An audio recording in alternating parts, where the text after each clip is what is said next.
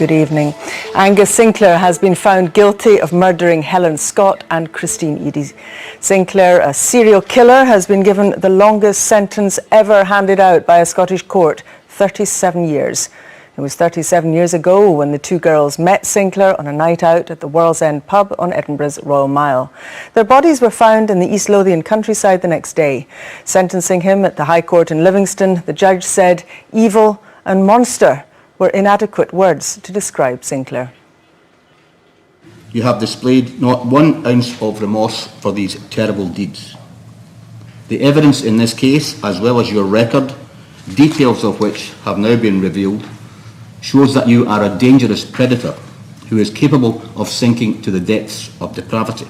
I sentence you to life imprisonment to run from today, and I fix the punishment part at 37 years. And in the past few minutes, Helen Scott's family came out of court to thank the police and prosecutors. They said the 37-year sentence was appropriate. It's justice for the girls.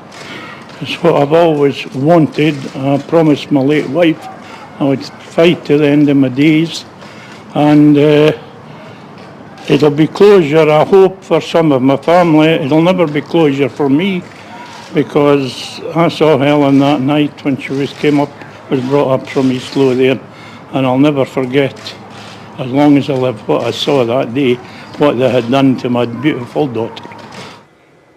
Our reporter Katrina Renton's been in court throughout the trial. She joins us now from Livingston. Katrina. Well, there was silence in the court as the jury filed back to deliver their verdict, and there was a shout of yes from the public gallery as the spokeswoman said guilty. Then, after the verdict was given, the Lord Advocate, who's been prosecuting this case, went over to Helen's father, Moraine, and Christine's mother, Margaret, and he embraced them. There was no emotion from Angus Sinclair in the dock. Tonight, he faces a minimum of 37 years in prison for crimes he committed 37 years ago. Now, you may find some of the details in my report distressing. A Saturday night out, which ended in the World's End pub in Edinburgh's High Street. Helen and Christine left with 2 men they'd met there, Angus Sinclair and his brother-in-law, Gordon Hamilton. In 1977, pubs closed at 11. The girls left at about 20 past and disappeared with the 2 men in Sinclair's car. 15 hours later and 15 miles away, Christine Eadie's naked body lay on a beach in East Lothian. A member of the public found her. She was lying on her back. There was a ligature round her neck and her wrists were bound. She'd been raped and strangled. Then, less than 5 miles away, Helen Scott was discovered. At about 6 o'clock in the evening, the 17-year-old's body was found in this wheat field near Haddington. It was getting dark by the time police got here. Helen was lying on her front with her hands tied behind her back. She was wearing a black raincoat. She too had been raped and strangled. This is their murderer, Angus Sinclair. In an unusual move during the trial, he was taken back to the scenes of his brutal crimes, handcuffed in a police car, flanked by 2 officers, while the jury visited the murder scenes. It's taken 37 years, but their killer has now been caught. It's for the girls. They're brutally murdered. Had their life stolen away from them. They were just youngsters, really.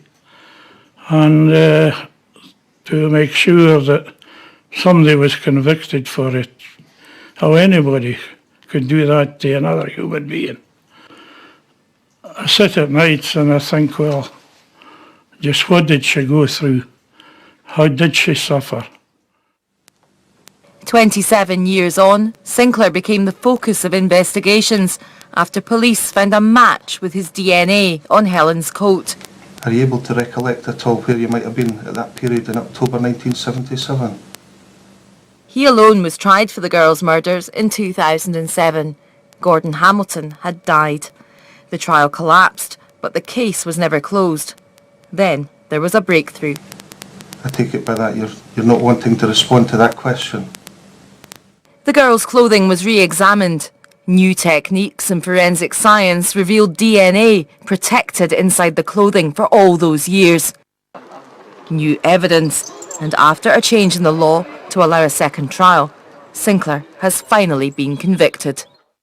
Man and boy have been with this case since 35 years that I've had involvement with it.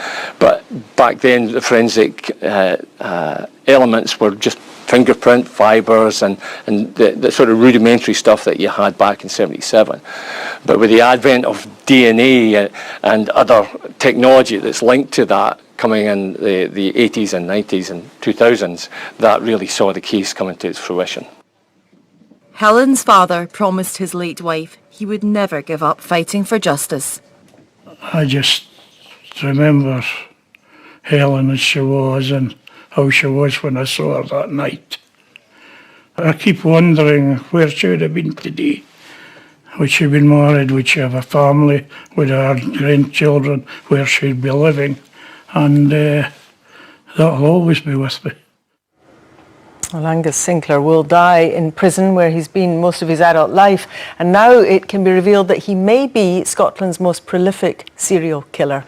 Well, our Home Affairs correspondent Rival Alderson is going to look now at the man and how he was caught. Rival. Well, Sally, as we heard from the judge, Sinclair has a long history of horrific criminal offences.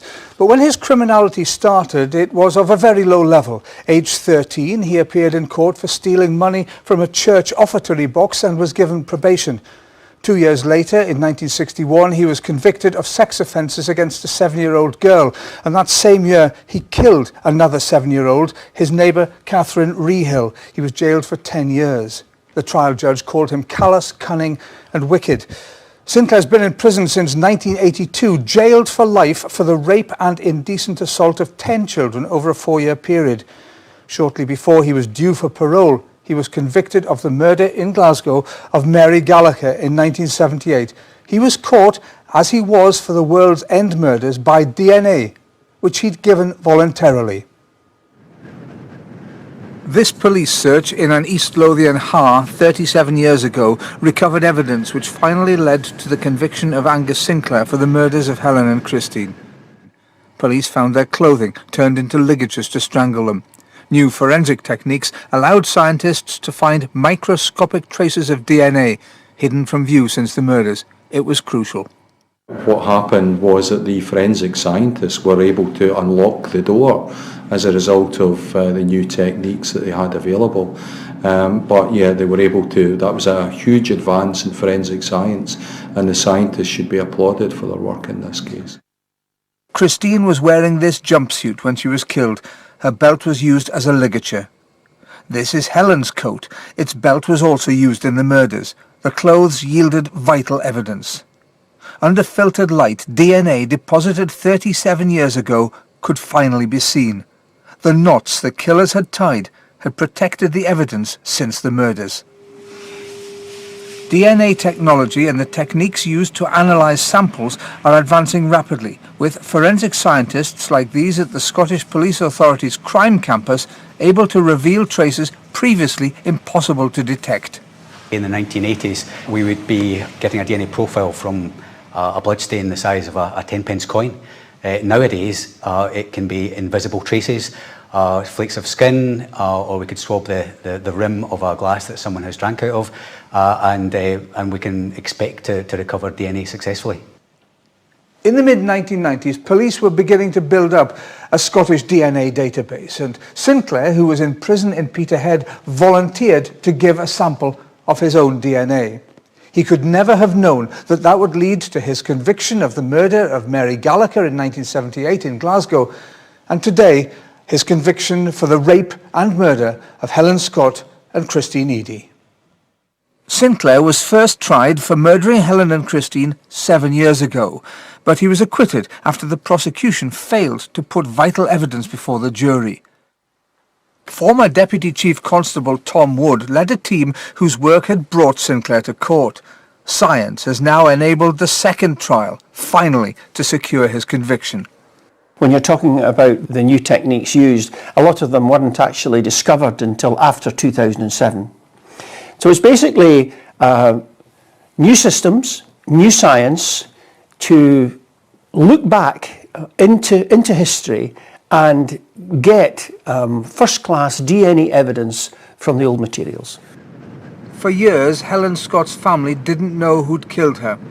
Speaking just weeks before her death, her mother Margaret explained the effect it had had on them. Every day, or during the night especially, I sometimes sit quite a long time during the night thinking about it, about when it's going to be solved. It's been a living sorrow to my whole family, really. The sorrow for the families of Helen and Christine might never have ended. Police knew Sinclair was their killer, but he couldn't be tried again after his acquittal. So MSPs changed the law of what's known as double jeopardy, finally to bring Sinclair to justice and the police case to a close. When you look at the huge hurt that's been done to their families over all these years, you begin to see why it was so important to try and try and try again, because that kind of crime requires to be answered, and we need to see justice done. And what's been revealed, Revel, is that it looks as if Sinclair may well be Scotland's most prolific serial killer. Yes, absolutely, Sally. What it is now apparent is that in a very short space of time, between 1977 and 78, he probably killed 7 girls, 4 of which he won't be able to be brought to justice for because of a lack of forensic evidence which was kept. Frances Barker was 37 when he killed her in 1977, police believed. Anna Kennedy, she was 23. Then came the World's End murders in Edinburgh. The other 2 had been in Glasgow, followed by Hilda Macaulay in Glasgow. She was 36, and 23-year-old Agnes Cooney. And later in 1978, he murdered Mary Gallagher, the crime for which he was in prison when he was arrested for the World's End killings. So that means, as I say, possibly 7 killings in the space of around about a year. And add to that the culpable homicide of the young 7-year-old neighbour in Glasgow in 1961. That means he probably killed at least 8 girls. River Alderson, thank you. And there's a special programme tonight on BBC 2 at 10:35. BBC Scotland investigates the World's End murderer.